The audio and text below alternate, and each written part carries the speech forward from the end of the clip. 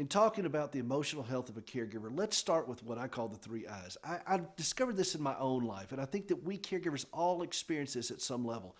The loss of identity, which is so critical to caregivers. We get lost in somebody else, and I'll get back to that in a minute. The isolation, and then the loss of independence, the three I's. This is where the battle for a caregiver's own heart comes into play here. Let's go back to loss of identity.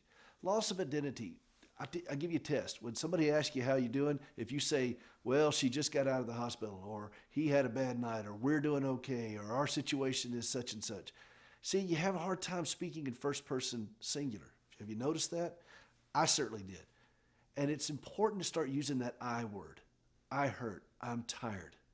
I'm lost. I'm angry. I'm upset. I'm afraid.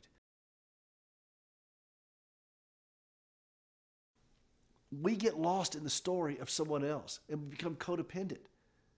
You know what happens when a codependent dies? Somebody else's life flashes in front of their eyes. I mean, that is uncool.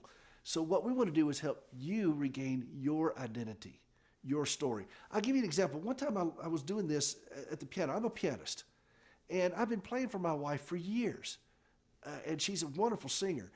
And then I started playing at my church, and my pastor asked me to play as people were coming in, just to kind of set the mood for people coming in on Sunday mornings.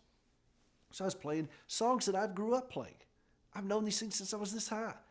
But I was playing the harmonies of it. I was hearing her voice in my head, and I was playing the harmonies of it, and I had to go back and retrain myself to play the melody. And I thought, man, that's a life lesson right there. Have you lost your melody? Let's get that melody back. And it may take a little bit of work. It took me some time to go back and figure out where the melody was. But then I started playing in my own voice. And it's so important as caregivers that we learn to play and to sing and to speak in our own voice. You know, I could rattle off my wife's chart like it was nothing.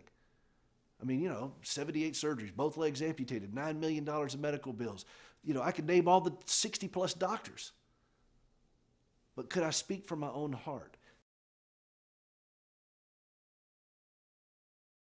This is where I think the battle is for caregivers. The first step is learning how to speak from your own heart, from your own desires. And it's okay to be scared. It's okay to be angry. It's okay to be frustrated. It's okay to be weary, because you're all of those things. Let's go ahead and talk from our own heart and discover our identity. You know what? You're an important person. You are an important person as an individual. You are not an add-on, okay? You're not just the person who pushes the wheelchair or stands in the hospital room in the corner over there. You are an important individual, and let's help you regain that identity.